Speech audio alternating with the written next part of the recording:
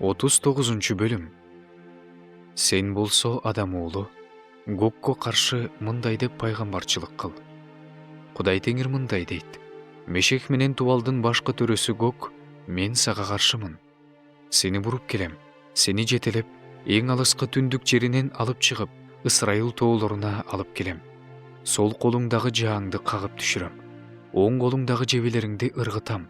Сен өзүңдүн сансыз аскериң менен, жаныңдагы элдер менен Ысрайыл тоолорунда өлөсүң. Сени ар түрдүү жырткыч канаттууларга жана талаа жырткычтарына жем кылам. Сен ачык талаада өлөсүң.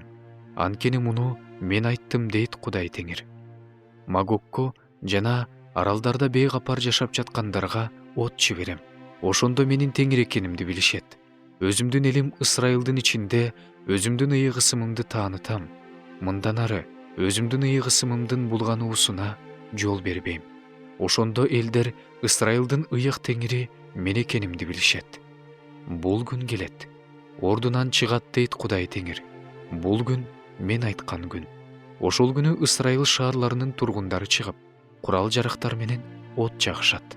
Калкандар жана сооттор менен, жаалар жана жебелер менен, найзалар жана чокморлор менен от жагышат. Булар менен 7 жыл от жагышат. Талаадан отун ташышпайт, токойдон жыгач кыйышпайт.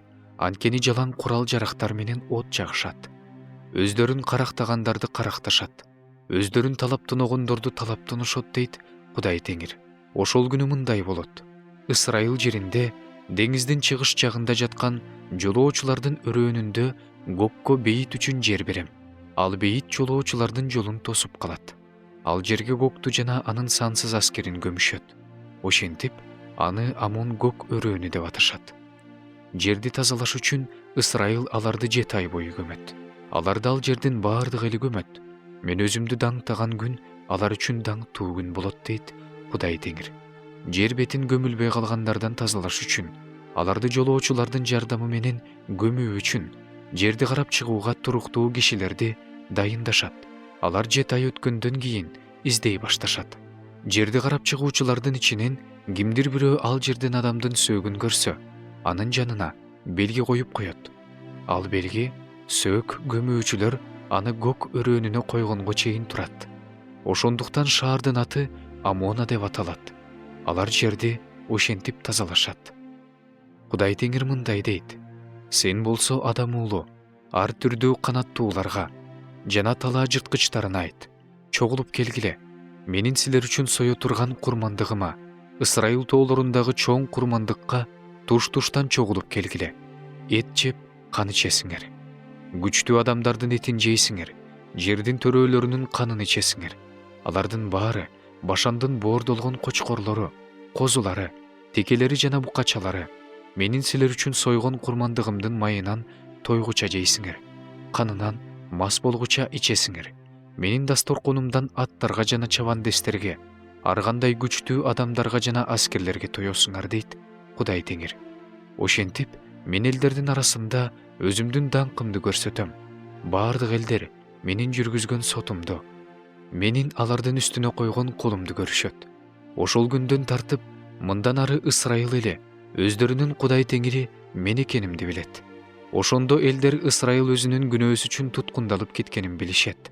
Алар менин алдымда жүзү каралык кылышкан үчүн мен алардан өз жүзүмдү жашырып, аларды душмандарынын колуна салып бердим.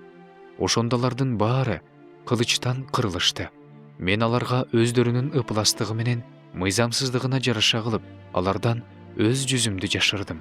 Ошондуктан Кудай Теңир мындай дейт: Жакыптын туткундалып кеткендерин азыр кайрып келем. Бүт Ысрайылга ырайым кылам. Өзүмдүн ыйык ысымыма болгон кызганычымды көрсөтөм.